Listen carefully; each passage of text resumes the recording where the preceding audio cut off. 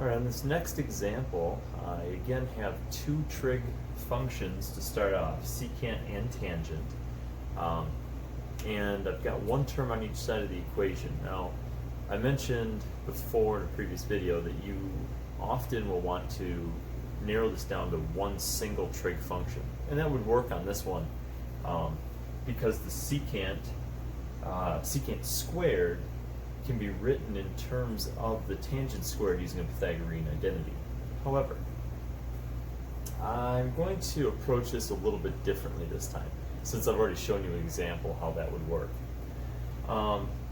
In this case, I'm going to try and group my terms on the same side of the equation and get a 0 on the other side, and then use some factoring to break that down further.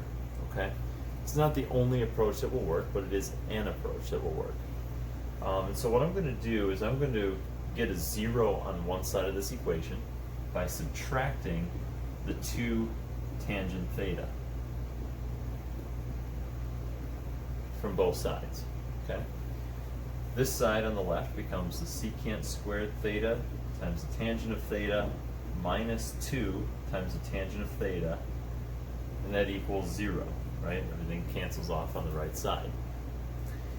Now here, on these two terms, I have a common factor of the tangent. Right? The tangent theta is common. So if I pull that out as a greatest common factor, or factor it out, tangent theta, I'll have a secant squared theta minus 2 equals 0. Okay? Now remember, we've talked about the 0 product property, which basically says if the product of two things is equal to 0, then the individual factors must equal 0, or at least one of them does. Okay, so what I'm going to do now is solve two different equations. One that says the tangent theta is 0, and the other one that says the secant squared of theta minus 2 equals 0. Well, this first one, I can just kind of know this off of the graph of the tangent. Again, we're going to be in between 0 and 360 here for an answer. Remember your tangent, sometimes I do these off the graphs. You could do these off memory if you know, for instance, where the tangent is 0. I don't always remember those offhand. Sometimes I do, it just depends on the day, I think. But if I sketch a graph, which I'm pretty fluent at, for some reason I'm better at the graphs than just memorizing the numbers. I don't know. But the tangent, remember, has vertical asymptotes at negative pi over 2 and pi over 2, or negative 90 and 90. Also, every 180 degrees from there, so it'd be at 270 as well. And then it has x-intercepts at 0 and at 180.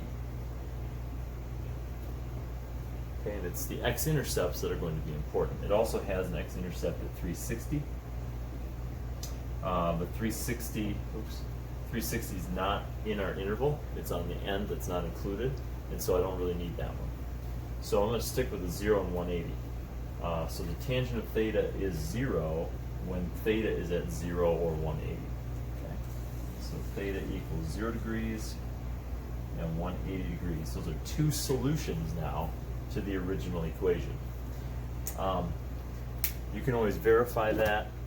Again, I mentioned this before in a previous video, that you can use your calculator and use the inverse tangent. If you want to go the inverse tangent of 0, you'll find that the answer is 0. That is really dark. Right, inverse tangent is 0 is 0, but you are missing that 180 degree angle that I've talked about before. You want to make sure you hit every quadrant, every axis, not just the ones that are in the range of the inverse tangent on your calculator. Okay, so I've got those two answers. Now, dealing with this equation, a little bit harder. The secant squared theta minus 2. So what I might do here is a little bit harder to factor out and work through. What I would probably do is add the 2 to both sides to solve for the secant squared. And then use the square root property to say, well, the secant then must be plus or minus the square root of 2. Okay? Now, I don't know, I'm not real familiar with the secant, but I am familiar with the cosine, which is its reciprocal. And I know if the secant is something, then that tells me the cosine is its reciprocal. Right? So this tells me that the cosine of theta is going to be plus or minus 1 over root 2. Well, 1 over root 2, or equivalently root 2 over 2 if we rationalize, does come from one of our special triangles. It's our 45, 45, 90 triangle, so I recognize that right away. Okay? And hopefully by now you're familiar enough with your special triangles to know that if you see a 1/2, a root 2, or a root 3, it's likely going to be one of the two triangles. In our case here, 45, 45, 90 triangle, sides 1, 1, and root 2. The cosine is adjacent over hypotenuse for a 45-degree angle. However, we're looking for all angles where the cosine is positive or negative 1 over root 2. So it could be essentially a 45-degree angle in any of the 4 quadrants because the cosine is positive in the first and fourth and negative in the second and third. And so we have both those options, so that gives us 4 possible answers here. Okay, 2 for each. So that tells us that theta is going to be a 45-degree angle. Okay, that's the first quadrant. Then you go to the second quadrant, which would be what's a 45-degree angle in the second quadrant. It would be 90 plus 45, 135? Yeah, 135. And then you go to the third quadrant, that's 180 plus 45 is 225. And then finally, in the fourth quadrant, you're looking at 270 plus 45, which is 315. So we have 4 solutions to that portion of the equation and 2 to the first portion. One thing I will note, and I didn't put this in my previous videos and my previous examples, but I do want to point this out because it is an important step and I just wasn't thinking. When we get done with solving an equation, we do want to put these in a solution set.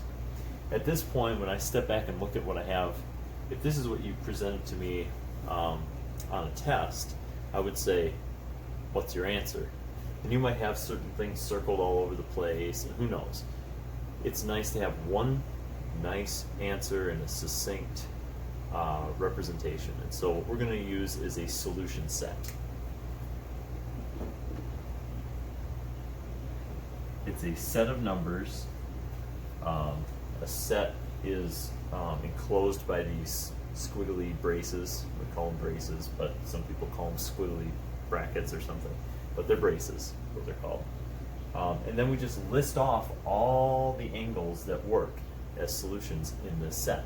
So I have 0, and it doesn't matter the order, although we often go least to greatest, but it doesn't really matter. 0 degrees, 45 degrees. I'll go ahead and do the least to greatest, but again, it doesn't matter. 0, 45, 135, 180, 225, and 315. So those are our 6 angles that solve the original equation.